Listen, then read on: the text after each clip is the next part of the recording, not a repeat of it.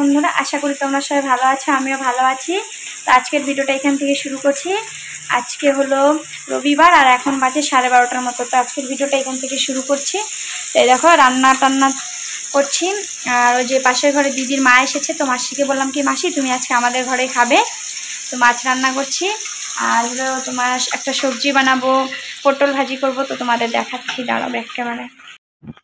এগুলো হলো বাটা মাছ করবো মশলা দিয়ে, কিছুটা মাছ ভেজে নিয়েছি, এদিকে দুধটাও জাল করে নিয়েছি, ভাত বসিয়ে দিয়েছি। আর ওইদিকে দেখো যে ছেলে হাতে ব্যথা পেয়েছে, তো সেই কারণে এই যে ডাক্তার দেখে আনলাম, আর এই যে এখন মোবাইল দেখছি। তো রান্না টান্না করে তারপরে তোমাদের সাথে দেখা হচ্ছে।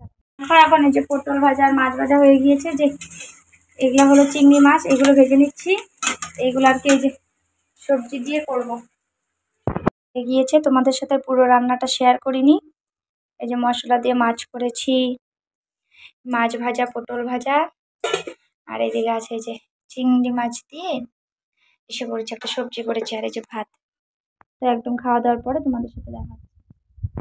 ও এটা আর্ট করেছে সোনিয়া, শিব ঠাকুর। তোমরা কমেন্টে বলো কেমন হয়েছে। আর এটা আর্ট করেছে এই যে দিয়া।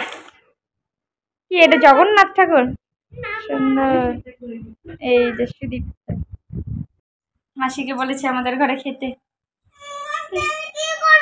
কি কিছু করে না। এই দেখো ডাল, পটল ভাজা, লেবু, এটা চিংড়ি মাছের সবজি, এটা চাল কুমড়, এটা মাছ। এদিকে কবিকেও দিয়ে দিয়েছি।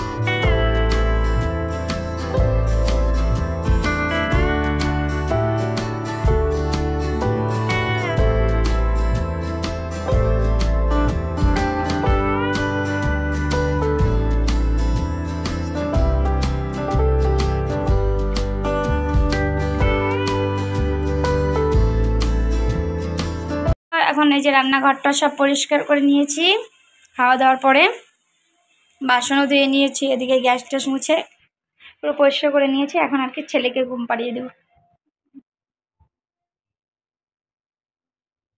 সাথে কালকে আর কোনো কিছু শেয়ার করতে পারিনি, কারণ আমার ছেলের শরীরটা ভালো ছিল না। তো কালকের ভিডিওটাতে শেষ করতে পারিনি, সেজন্য আজকে সকালে ভিডিওটা শেষ করছি। তোমরা সবাই ভালো থাকো।